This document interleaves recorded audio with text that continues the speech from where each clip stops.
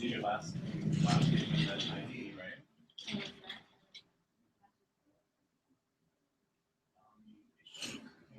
Oh, some of these guys, some of these computers are having issues with logging in. And no, don't do that little dot. That's a problem. Try this one.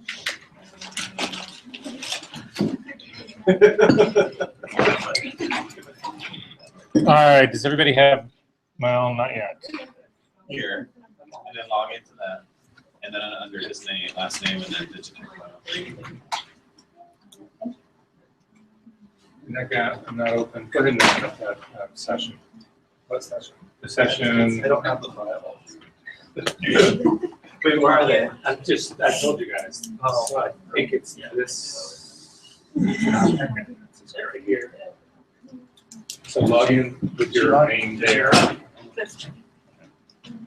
Navigate to Engelhard, the folder is Engelhard.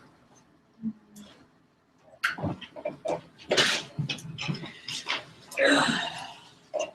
Digitech files, grab those, put them on your desktop, and that's, the session is in there. Okay, so I'm going to pick up, it's been quite some time since we were in Capture One. There was a method to that madness, hopefully, because today I want to sort of finish up the whole first part that we've done essentially in Capture One was getting through capturing tethered or importing. If you look at the, if you want your,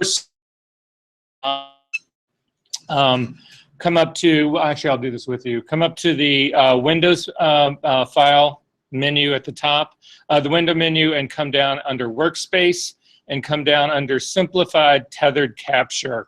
And then that'll actually make your screen up at the top look the same as my screen. It's, again, those are workspaces. We talked about building your own, saving your own, blah, blah, blah, blah. But at any rate, in that working situation, if you look up at the tool tabs from the left side, working our way over to the right, the first tool tab is the library. You need that for either importing or shooting tethered. The next one over is the camera tool tab, which again you need for tethered shooting. So those two deal primarily with bringing images into Capture One in whatever fashion. The controls that go from this point, starting with the exposure tab to the right, are primarily designed for processing. So that's where we're going to start. If you click on the exposure tab, it's the one that looks like the little mountain. This guy will actually pop up. Also, do me a favor, if you will. I want to start with this file that's actually on here. It's an overexposed file, but that's a good thing. This is where I want to start.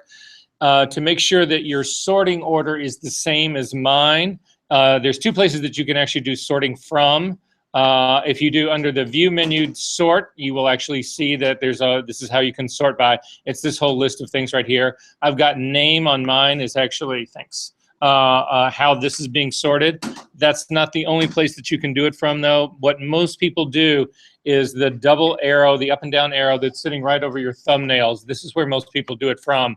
But you'll notice it's exactly the same menu list right there. So if you have it sorted by name, you should have this burnt out file at the very top.